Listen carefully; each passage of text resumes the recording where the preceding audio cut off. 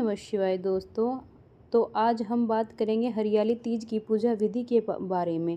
श्रावण शुक्ल पक्ष की तृतीया को हरियाली तीज के नाम से मनाया जाता है। इस तीज को छोटी तीज और सिधारा तीज और श्रावणी तीज, मधु श्रावणी तीज आदि कई नामों से जाना जाता है। दोस्तों, करवा चौथ की तरह ही इस दिन का विशेष महत्व होता है और इस दिन विशेष रूप से शिव परिवार की पूजा की जाती है। मिट्टी से गौरा माता बनाई जाती है।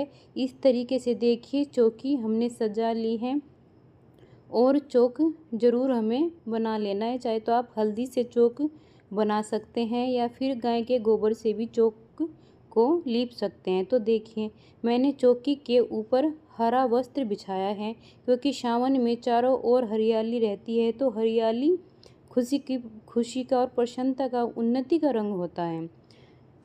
तो इस पूजा में आपको 16 श्रृंगार करके बैठना चाहिए आदि, और महावर भी आपको लगाना चाहिए। इससे पहले के दिन ही आप महावर मेहंदी लगा लेनी चाहिए और आपको खूब सारी मेहंदी लगाएं, पैरों में भी हाथों में भी महावर ज़रूर से लगाना चाहिए।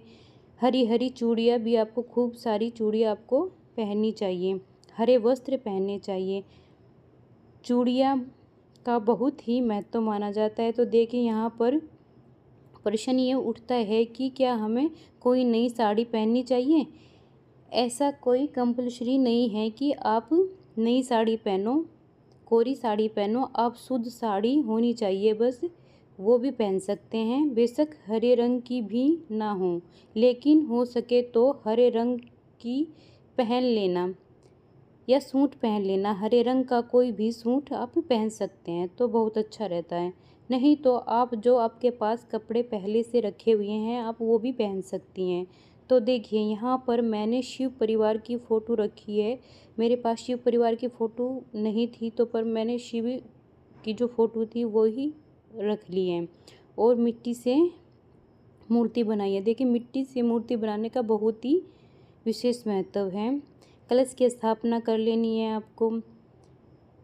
कलश की स्थापना ऐसा नहीं कि यहाँ कंपलसरी करनी है, अगर आप चाहे तो कर सकते हैं कलश की स्थापना, अगर नहीं करना चाहते तो मत करिए, क्योंकि यह एक उत्सव की तरह मनाया जाता है। देखिए, इसमें आप चाहे निर्जल व्रत भी रख सकते हैं, चाहे तो एक उत्सव के रूप में मना सकते हैं। और यह पूजा आपको सुबह के समय करनी होती है और कई इसका पूजा का विधान यह है कि यह शाम को के समय प्रदोष काल में पूजा की जाती है। जब भी हम पूजन करते हैं तो सबसे पहले हम भगवान का ध्यान करते हैं, उनका आह्वान करते हैं और इससे भी पहले हम अपना शुद्धिकरण करते हैं। जल को सीधे हाथ से ले लेंगे, शुद्धिकरण कर लेते हैं।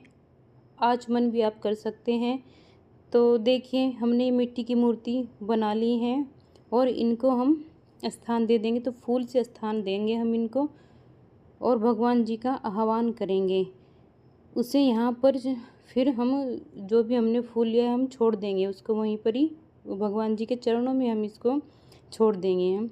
अच्छा, पहले हम स्नान भोलेनाथ को करा देंगे, फिर हम पार्वती माता को स्नान करा देंगे और फिर हम जो हमने गणेश जी बनाए हैं उनको भी हम स्नान करा देंगे। अच्छा, इसके बाद हम पंचामृत से स्नान कराएंगे। आप चाहे तो दूध शहद से अलग अलग भी स्नान करा सकते हैं, जैसे कि आपने दूध से करा दिया, शक्कर से करा दिया, शहद से करा दिया। तो आप अलग अलग भी अभिषेक शिवलिंग का और माता पार्वती का आप करा सकते हैं और गणेश जी का। तो जब आप पूजन करेंगे तो ओम नमः शिवाय का जाप आप करते रहना चाहिए आपको।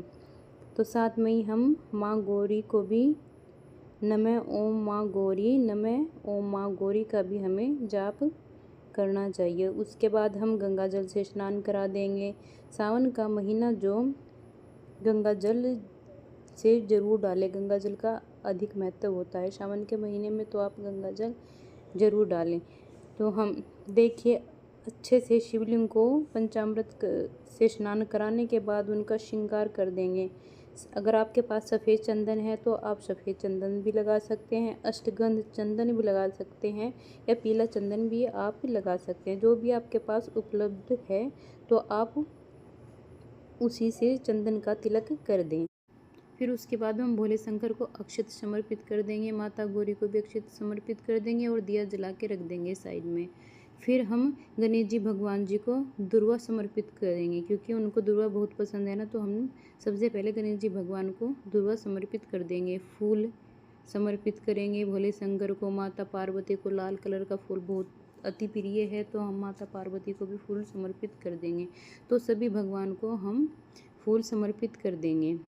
इसके बाद हम सभी भगवान को वस्त्र के रूप में कलावा समर्पित कर देंगे। भोले शंकर को, माता गौरी को, गणेश जी भगवान जी को भी हम कलावा समर्पित कर देंगे। कलावा समर्पित करने के बाद जो भी भोले शंकर की प्रिय वस्तु रहती है, जो समी पत्र हो गए, बेल पत्र हो गए, या फिर धतूरा के फूल हो गए, आखे के फूल हो गए, ये सभी प्रकार की जो भी सामग्री रहती है तो हम उनको समर्पित कर देंगे। चंदन, सफ़ेद चंदन भोले शंकर को अति प्रिय है, तो हम सफ़ेद चंदन से तिलक कर देंगे। अगर आपके पास भस्म है तो आप भस्म भी चढ़ा सकते हैं। फिर हम कलश को भी कलावा बांध देंगे, चंदन से तिलक कर देंगे। लाल चंदन है तो लाल से कर दें, पीला चंदन है तो पीला चंदन से कर देंगे तिलक। और फिर उसके बाद हम इत्र लगाएंगे। भोले शंकर को भी इत्र लगा दें, माता गौरी को भी इत्र लगा दें और गणेश जी भगवान जी को भी आप इत्र लगा दें। तो हमने सबको इत्र लगा दिया है। फिर उसके बाद हम बेलपत्र भोले को अति प्रिय है, तो भोले शंकर को भावपूर्वक, प्रेम पूर्वक हम बेलपत्र समर्पित करेंगे। बेलपत्र समर्पित करने के बाद हम भोले शंकर को धतूरा के फूल होते हैं तो धतूरा के फूल समर्पित कर देंगे। अगर आपके पास धतूरे के फूल है तो आप समर्पित कर सकते हैं, नहीं तो कोई बात नहीं है। धतूरा भी है तो धतूरा भी आप समर्पित कर देना, क्योंकि धतूरा भोले शंकर को अति प्रिय है। अगर आखे के पत्ते भी देखो समर्पित किए जाते हैं, तो जो भी आपके पास सामग्री है आप सभी समर्पित कर सकते हैं। उसके बाद हमने शमी पत्र भी भोले शंकर को अति प्रिय है, तो हमने शमी पत्र भी भोले शंकर को समर्पित कर दिए हैं, माता गौरी को भी और गणेश जी भगवान जी को भी। सभी प्रकार जो भी हमारे पास सामग्री है सभी हमें समर्पित करनी है। उसके बाद हम माता गौरी को एक चुंदड़ी चढ़ाएंगे। देखो माता गौरी चुंदड़ी में कितनी सुंदर लग रही है, तो हमने चुंदड़ी भी माता गौरी को लाल कलर की समर्पित कर दी है, उनको चुंदड़ी उड़ा दी है। और देखिए भोग भी, प्रसाद भी रख दिया है, तो घेवर हमने भोग में रख दिया है। और माता का श्रृंगार है सभी प्रकार से, चूड़ियाँ हैं, मेहंदी है, नील पेंट है, सभी प्रकार बिंदी है और एक ब्लाउज का पीस है, सिंदूर है। ये सभी प्रकार की जो भी सामग्री होती है तो आप माता रानी को समर्पित कर दें। उसके बाद हमको जल रखना है, जल भी हम पूजा में रख देना है हमको।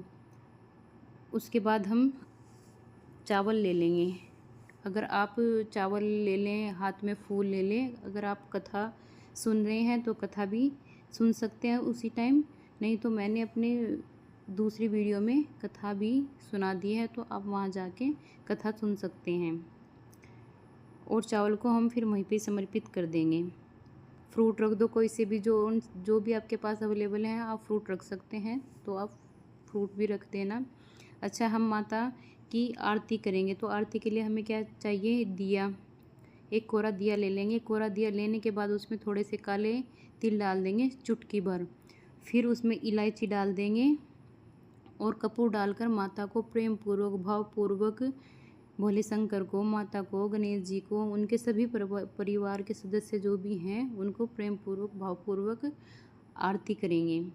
देखो भाव होना बहुत ज़रूरी है, तो हम प्रेम पूर्वक माता रानी को आरती करेंगे। फिर दिए को एक साइड में रख दें, जहाँ पे आपने चौकी के नीचे जो भी बनाए हैं वहाँ पे एक साइड में दिए को रख दें। तो देखिए फ्रेंड, जितनी भी लेडीज़ हैं माता रानी को 5 बार या 7 बार सुहाग अवश्य लेना चाहिए माता रानी से। पहले माता रानी को सुहाग अर्पित कर देंगे, सिंदूर लगा देंगे, फिर अपने एक पल्लू से माथे पर उनके अपना पल्लू रखेंगे और उनसे सुहाग ले लेंगे। तो ये सब आपको 5 बार या 7 बार अवश्य करना है। इस तीज के व्रत में ये महत्वपूर्ण बताया गया है। तो माता से सुहाग ले लेंगे 5 बार या 7 बार। उसके बाद हमें सुहाग लेने के बाद हम फिर क्षमा याचना करेंगे कि हे माता, कुछ गलती हो गई तो माफ़ करना। तो क्षमा याचना करनी ज़रूरी है, तो आप क्षमा याचना इस दिन झूला अवश्य झूलें। अगर इस दिन आप झूला नहीं झूलेंगे तो त्यौहार अधूरा माना जाएगा।